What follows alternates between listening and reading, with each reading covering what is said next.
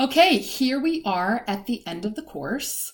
And the last two chapters I combine, and it's all about form. So we're going to start by talking about binary form. Binary meaning two-part form. So the structure of music is just as important as harmony. Phrases and periods are going to help make up the overall structure. So here at the end of the course, we're going to kind of combine everything that we've been talking about and now talk about overall structures and how all the little pieces come together. Music can be divided into sections called formal divisions.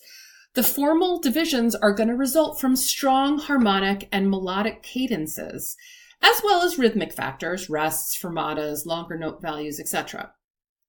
The sections we're going to be labeling with capital letters, A, B, C. If a section, of course, is repeated, we'll use the same letter. If the music is similar but not identical, we will add primes. It's very much like what you do in English with poetry. Remember, in our big formal divisions, if a section cadences in tonic, we will call it closed. If it cadences somewhere else, more often than not a half cadence, meaning 5, we will consider it open. Okay, so the 3 types of forms. And I allude to some figures here at the bottom. You can just take out your textbook. You'll see the figures in your textbook. Okay, so binary is going to be a 2-part form. It's just going to be A, B. That's it. The first section is often open. You might have a half cadence or move to a related key. That doesn't mean that you might not also have a PAC. You very well may have a PAC. The second section is often longer than the first section and is definitely going to conclude with a perfect authentic cadence in tonic. An antecedent consequent period is a microcosm of binary form. So you're going to have A with some melodic material, and then you're going to have B with some not related melodic material. Okay? And then it's going to end. It's going to be a short piece. The second type of form we can have is called ternary form. And ternary form is a 3-part form, and it consists of 3 sections. And here's the most important part about this, where each section is a complete standalone musical statement. So I could have A on a concert and not have the rest of the piece. Okay, I could have B on a concert and not have anything.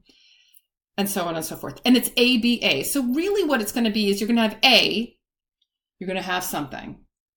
You're going to have B, it's going to contrast. And then A is going to come back, okay? The A section is usually closed, and the B section is going to have very contrasting material, and it's usually, most often, even going to be in a different key. I always say when you see an A section, and then a B section, and then you see instructions at the bottom saying, go back to minuet. Like in a minuet trio form, it's ternary form. You're going to have a minuet, you're going to play it, it's going to be over.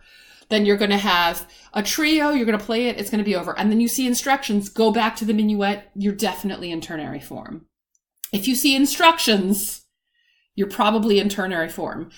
Another little interesting note is that your A section, your minuet, it could be in binary form.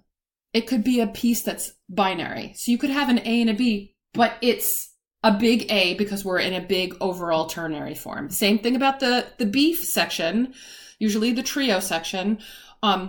It could be a piece that's binary form. You're going to have an A and a B, and then it's going to be over. So it's a separate, I cannot stress enough that it's a complete standalone section if it's ternary form. Okay, and then the final form is called rounded binary form. And I put as a little question, like you kind of have your foot in both camps. Okay, in rounded binary, the B section, because it's going to go A, B, A, the B section is not contrasting enough material. It is not a standalone section. Okay, the B section has to differ in the following ways to be ternary. You have to have different motives, different harmony, and the size is going to be big. When you have rounded binary, it's usually kind of more, you would actually write A, B, A prime. And when you come back to the A section, it might not even be exactly the same. There's definitely no instructions. The B section is almost never in a different key. It's connected. If it's not connected, it's ternary. If it's connected, it's rounded binary. Binary, ternary, rounded binary. We'll be doing a lot of listening in class.